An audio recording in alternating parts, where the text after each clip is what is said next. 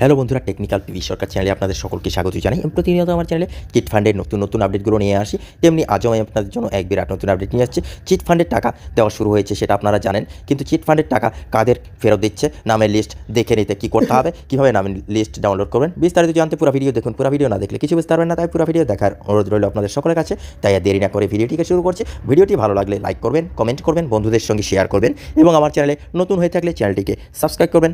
ধন্যবাদ, পাশে থাকবেন। চিট ফান্ডের টাকা ফেরতের তালিকা ডাউনলোড করুন। লিস্টে দেখে নিন আপনার নাম। পশ্চিমবঙ্গ সহ সমগ্র ভারতে চিট ফান্ডের টাকা রেখে সর্বশান্ত হওয়া অসংখ্য মানুষের জন্য এটি একটি বড় সুখবর। বহু চিট ফান্ড কোম্পানি যেমন রোজ ভ্যালি, অ্যালকেমিস্ট গ্রুপ এবং আরও অনেক আমানতকারীদের টাকা আত্মসাৎ করে বন্ধ হয়ে যায়। এতে অসংখ্য পরিবার অর্থনৈতিক ক্ষতির মুখে পড়ে। এই সমস্ত চিটফান্ডের বিরুদ্ধে বিভিন্ন মামলার পর হাইকোর্টের নির্দেশ দিয়েছে যে কোম্পানিগুলোর সম্পত্তি বিক্রি করে আমানতকারীদের টাকা ফেরত দেওয়া হবে। বর্তমান পরিস্থিতিতে কিছু চিটফান্ড কোম্পানি তাদের আমানতকারীদের টাকা ফেরত দেওয়া শুরু করেছে।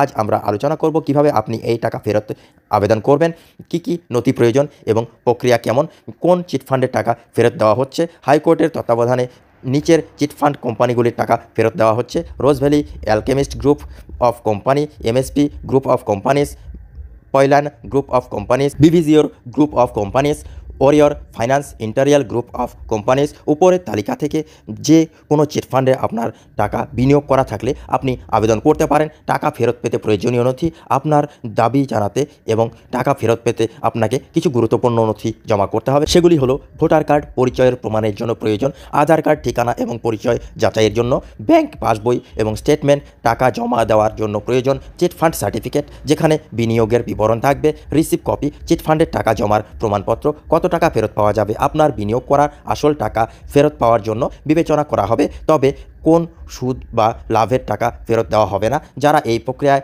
আবেদন করেছেন তাদের মধ্যে অনেকেই ইতিমধ্যে টাকা ফেরত পেতে শুরু করেছেন। টাকা ফেরতের জন্য কিভাবে আবেদন করবেন? আপনার টাকা ফেরত পেতে আপনাকে অনলাইনে আবেদন করতে হবে। প্রতিটি চিটফান্ড কোম্পানির জন্য আলাদা আলাদা আবেদনপত্র রয়েছে। নিচের কিছু আবেদনপত্রের লিঙ্ক আমি ডেসক্রিপশন বক্সে দিয়ে দেবো, সেখান থেকে আপনারা আবেদন করতে পারেন। আবেদনের সময় সঠিক তথ্য প্রদান এবং প্রয়োজনীয় নথি আপলোড করা অত্যন্ত জরুরি। ফেরতের তালিকা কিভাবে দেখবেন?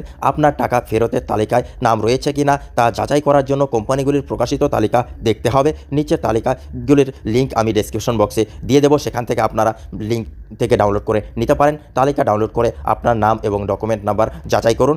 কিছু গুরুত্বপূর্ণ দিক: কোনো দালালের কাছে যাবেন না।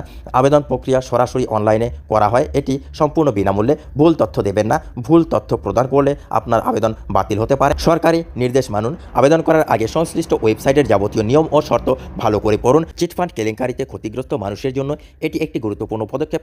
আপনি যদি এই চিটফান্ডগুলির মধ্যে কোনোটিতে বিনিয়োগ করে থাকেন তাহলে দেরি না করে আবেদন করুন। বন্ধুরা, এই ছিল আজকের আপডেট।